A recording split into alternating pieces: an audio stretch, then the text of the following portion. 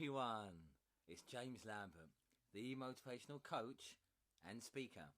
I went from knockouts to knowledge and headlocks to hugs. I still embrace people, just now in a more positive manner. So recently, in a video entitled I Need You, I asked for viewers' questions so as I can be of more service to you all and answer specific viewers' questions. And a lovely chap by name of Lee Johnson got in touch. So thank you very much, Lee, and asked a very astute question, which got me thinking myself, but also I hope will provide value to more and others out there. So Lee asked, what do you think are the key values or qualities one needs to develop to be happy? So what do you think are the key values or qualities one needs to develop in order to be happy? He does go on to actually say, and was there an instant stroke turning point in your life which changed your direction? So, and actually I want to mention before I forget, Lee Johnson runs a company which you can check out at gopaingo.com. That's gopaingo.com. So thank you, Lee, for your question. And the first part of it, key values and qualities one needs to develop in order to be happy. As always, I can only talk about my own life, but some of the things that I found quite dramatically helped me and changed me from being at one point quite profoundly unhappy and very pessimistic, negative, angry and violent in both word, thought and deed, to being very happy today and peaceful. A lot of this is living in the now, and it comes under sort of being present, grounded, and that's concentrating with such explicit focus on what you are doing, not just today, but literally in the moment. So what does that mean? In context, if you're washing up, you're there with all your heart, mind and soul. When you're at work, you are there with all your heart, mind and soul. You get the picture. Whatever you are doing in the now, having a bath, at work, with your loved ones, playing with your children, talking on the phone, be present. Because I found that the second my thoughts began to dwell on the past or to focus on the future or what will happen, I'd lose my peace of mind, quite literally. And furthermore, the more I stayed with those thoughts, either in the past or focusing on the future, or a combination of the both, things got worse. So the longer I dwelled in the non-present, not in the here and now, that was in itself a recipe for unhappiness. So try and be present in all that you do. Key point number one, I found that enormously helpful. You may do as well. Also, this is a seeming dichotomy. I have spoken about it previously, but it is a key point in becoming happier. Don't care about others' opinions, but do care. So it's a bit of a paradox. But specifically, I don't want you to not express yourself, be yourself, and put out a body of work, whether that be poetry, singing a song, writing, whatever it may be. I don't want you to not do it because you fear what others will say, fear what they will think or do to you, fear whether they be your friend or not. This is where my real issue is. So you do have to develop a bit of a thick skin as a creative, as an entrepreneur, as a businessman or woman. Certainly, if you're going to be happy in this life. Now, you can of course care what people think, but here is the important distinction. How do you know which opinions to dismiss or which to take on board? Because you see, dismissive criticism that you can certainly dismiss, as if people goes, oh, you're crap. And if you were to gently ask them, well, what is it about me or my work is crap? Oh, you're just crap. That, pay no mind.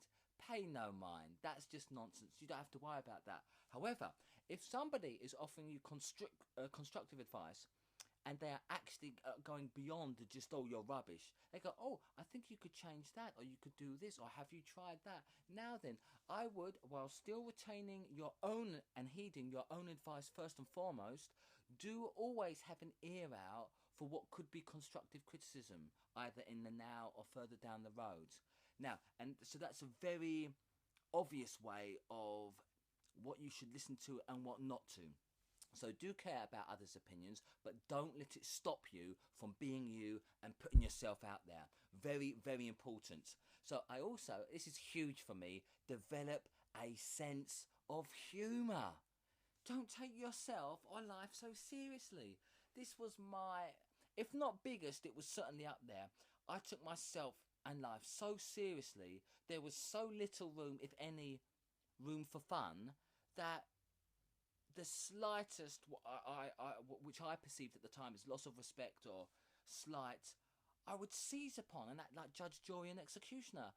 Now this is pathetic. Again, a recipe for complete unhappiness. Take yourself so seriously.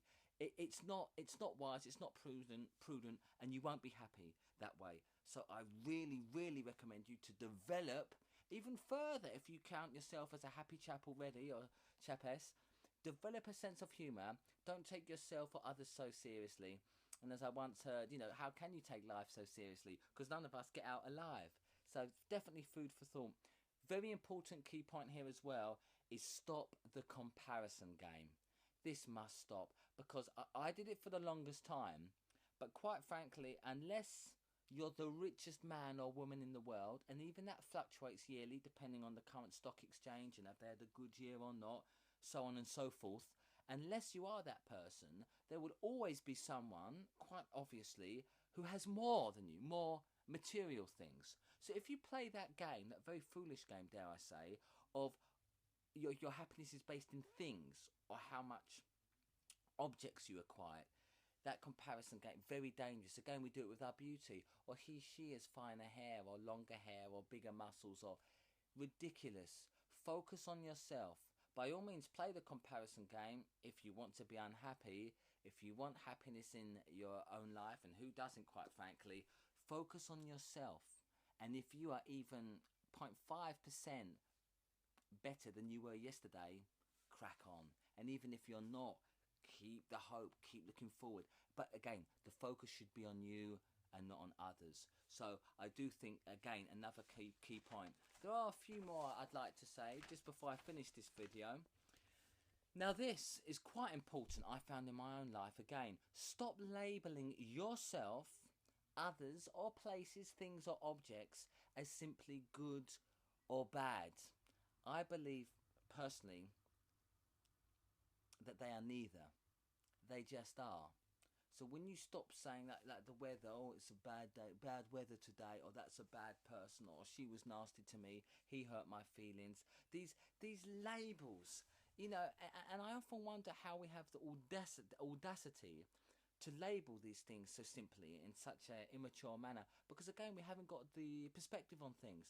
I've spoken about this so passionately before because I really feel what you think is I previously had a near fatal motorcycle accident. In fact, 2 back in 2003.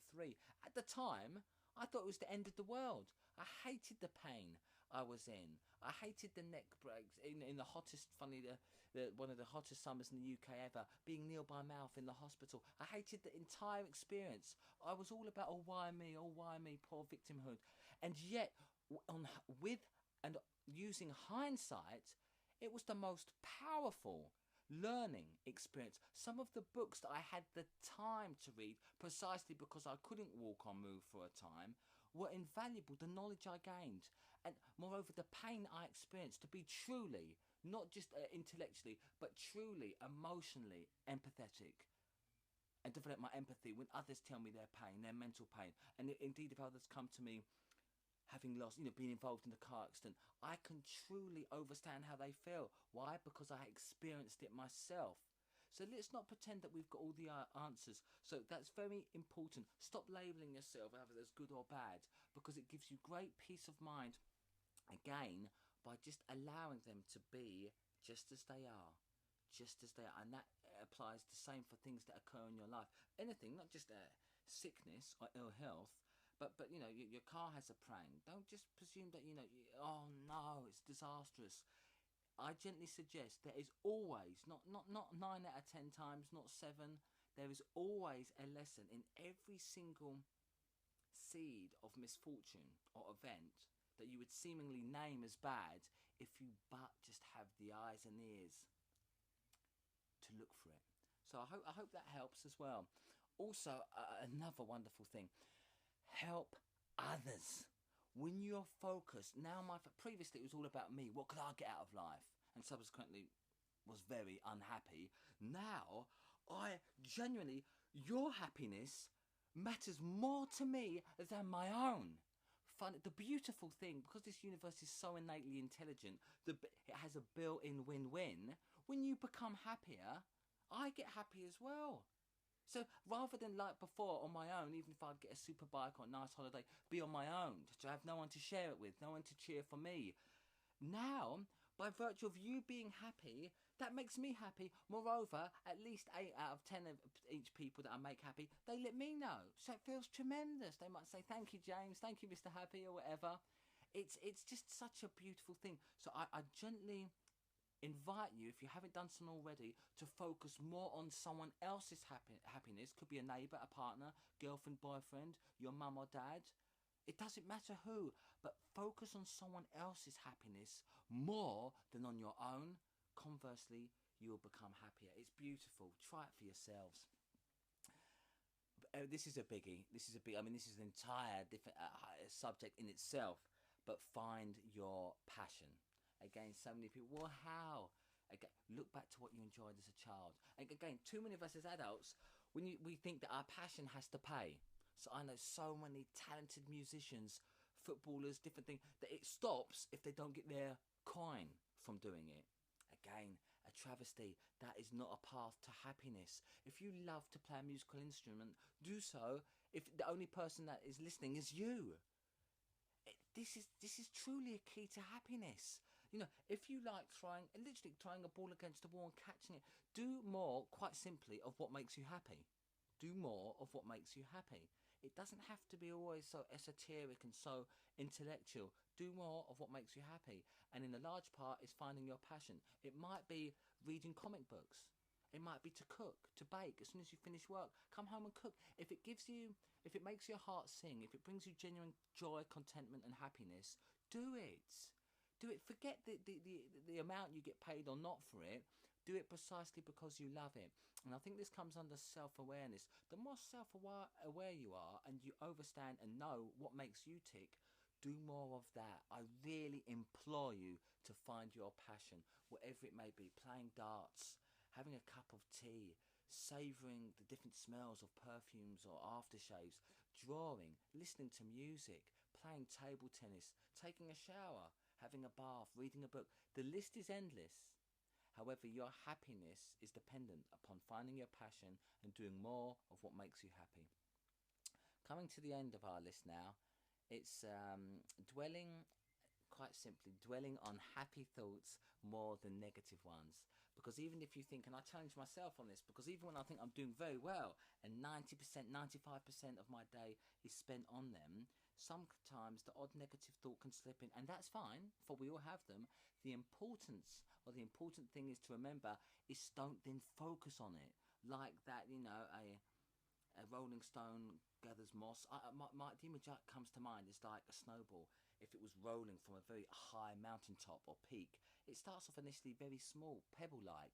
But of course, if it carries on, is not interrupted, say, by a huge tree, it will get bigger and bigger and bigger. And this is very much like our thoughts, particularly when they're negative. The more we focus and dwell on them, they get bigger and bigger, and oh my word, until our head wants to explode. Conversely, if you focus on the positive thoughts, if you focus about everything you've got to be thankful for, and there are many, believe me, even if it's your health, which I think, you know, health is your wealth, the home, you know, the iPad or laptop you're watching me on right now, your mobile phone, so much to be grateful for. Focus on that and write it down. I say start a gratitude list if you haven't, and don't be so quick to say, oh, I haven't got time. Do it just before bed. Literally, you can spend 30 seconds on it. But I gently implore you, or I invite you to see for yourself how if you start doing that last thing before night or half hour before bed, you know what works for you in your life, or upon waking in the morning or later in the day when you get going, write down and what you are grateful for, and you will find that over time you have more to list. So literally I put down everything from my tea and coffee I get to drink, from the shower that I can instantly turn on, the water I gratefully receive, from my clothes to the iPad, to the music I listen to, the books I read. The list is truly endless. And again, focusing on that makes me feel wonderfully happier in turn. And finally, but by no means least, last but not least, as they say, is love. And I've made a video about this. I forget what it's called. It was actually quite a good one. They're all good, but this one was particularly good. The 3 laws of love or something. But I see it as being a bit of in 3 parts. So you have love itself. That's the essence, the most important, the only thing that's true, the only thing that's real, the only thing that matters in this life. But you have to love yourself first and foremost. So many of us, even if you love others, love yourself truly. Because when you love yourself, you won't hurt yourself. And we all self-harm in a multitude of ways. But love yourself. Really understand that you're worthy of your love. You deserve it. Be nice to yourself. Love yourself. Furthermore, love others. That is one of the highest mandates. But none of these can be done in isolation, or you break the link if you like. 3 parts.